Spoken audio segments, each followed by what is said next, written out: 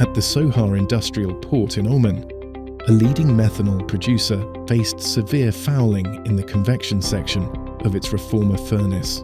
Deposits on external finned tubes restricted heat transfer, raised stack temperatures, and reduced overall plant efficiency.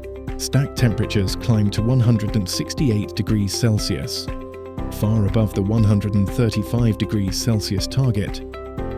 Fuel consumption increased and production was limited to about 95% of design capacity. With access challenges and limited downtime, the plant needed a faster, safer, and more effective solution. IGS deployed its robotic TubeTech cleaning system, a remotely operated technology designed to remove heavy fouling without confined space entry.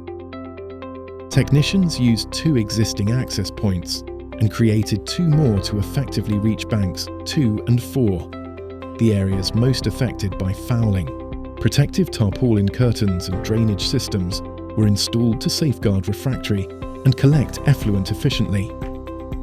The operation restored optimal heat transfer ahead of schedule with no safety incidents. Following cleaning, stack temperatures dropped by 34 degrees Celsius, improving fuel efficiency by 1.8%. Production returned to full capacity, emissions decreased, and overall energy efficiency improved.